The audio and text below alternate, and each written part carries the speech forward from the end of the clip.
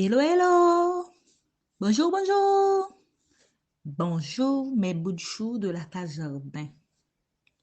Je suis très contente ce matin d'être avec vous dans le but d'étudier notre leçon quotidienne.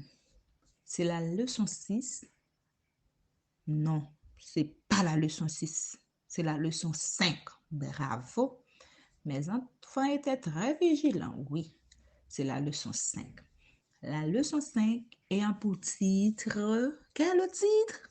Quel le titre? Moi-même, je ne me rappelle pas de quel le titre. N'importe où, n'importe quand. Oui, c'est ça le titre. Le verset à mémoriser se trouve dans le livre de Jean. C'est pas Jean? Eh bien, c'est dans le livre d'Apocalypse. Oh, c'est pas Apocalypse? Ok, dans le livre de Jérémie, bravo. C'est dans le livre de Jérémie, Jérémie 29, verset 12. Et le verset à mémoriser, c'est bien: vous viendrez me prier et je vous écouterai. Le message: nous pouvons parler à Jésus n'importe où, n'importe quand. Bravo. C'est ça, chers amis. Aujourd'hui est mardi. Hier, ensemble, nous avons vu que Jésus prenait l'habitude de prier tôt le matin. Il priait son Père. Il priait son Père pour les enfants qui sont en difficulté. Il priait son Père pour les enfants qui vivaient avec un seul parent. Il priait aussi pour grandir grand-papa, c'est pas vrai? Oui, Jésus aime grandir grand-papa. On doit aimer grandir grand-papa. Ok, chers amis. On doit rappeler à grandir à grand-papa qu'ils doivent prier le Seigneur n'importe où ou n'importe quand. Nous allons continuer avec notre leçon, chers amis. Lorsque le Seigneur a terminé de prier, son cœur était heureux. Son cœur était rempli d'amour. Alors, il était prêt pour commencer sa journée en compagnie du peuple. Jésus ne parle pas seulement à Dieu tôt le matin, chers amis. Tout au cours de la journée, il avait l'habitude de prier aussi. Plus tard le soir, plus tard dans la journée, il priait aussi. Il enseignait le peuple, il le guérit, il lui raconte des histoires, tout comme Granny et Grandpa te racontent des histoires avant d'aller dormir.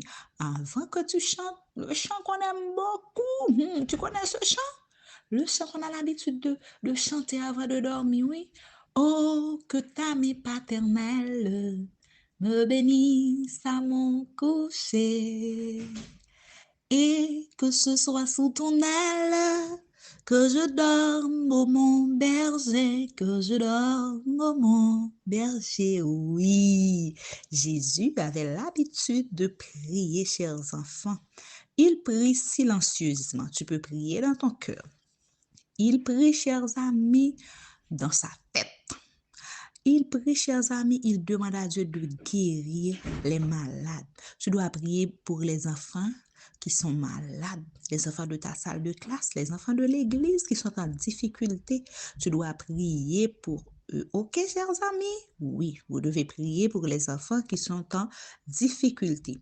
Chers parents, vous devez encourager votre enfant à décider d'un endroit spécial pour prier.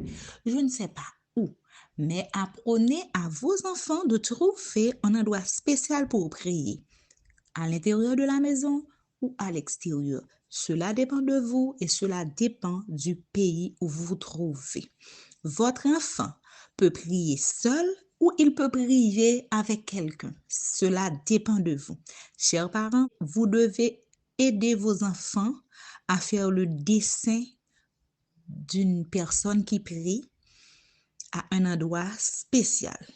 Le verset à mémoriser, vous devez reprendre à votre enfant et vous allez chanter un chant sur la prière. Vous devez remercier le Seigneur et rappeler à vos enfants que le Seigneur est toujours prêt à écouter leurs prières.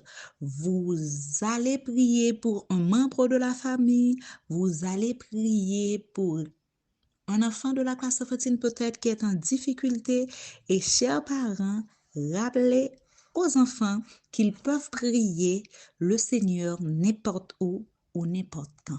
C'était un plaisir d'être avec vous. Je vous donne rendez-vous à demain Dieu voulant. Je vous aime.